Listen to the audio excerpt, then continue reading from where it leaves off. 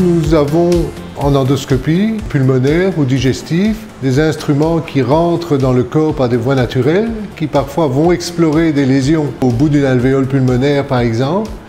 Et ce que nous voudrions pouvoir faire, c'est caractériser ces lésions en temps réel.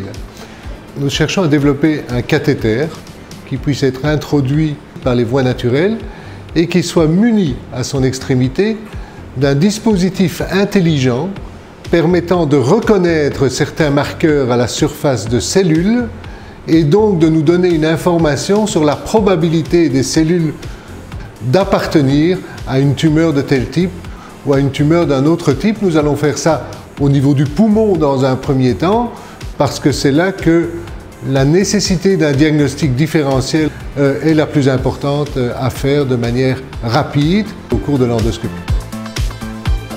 C'est par définition un challenge technique et c'est par définition un projet qui ne peut se faire que de manière multidisciplinaire en mélangeant un peu les compétences médicales mais beaucoup les compétences d'ingénierie, de biochimie pour finalement avoir l'ensemble des compétences dans la réalisation de ce projet.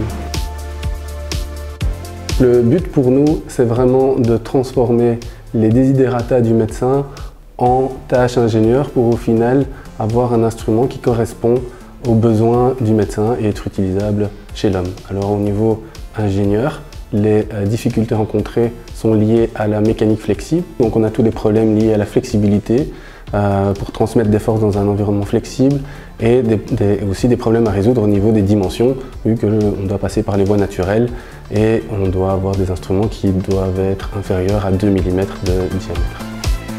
Nous avons déjà construit un premier prototype qui doit encore être testé.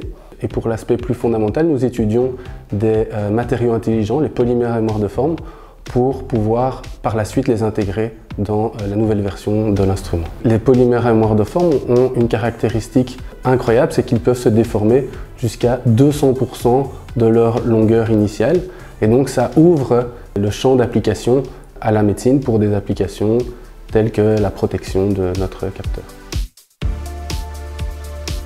Nous sommes confiants et évidemment il y a encore des étapes à franchir avant d'arriver aux tests sur humains, mais nous sommes une équipe multidisciplinaire qui s'entend très bien et grâce à ça nous arriverons à mener à bien ce projet.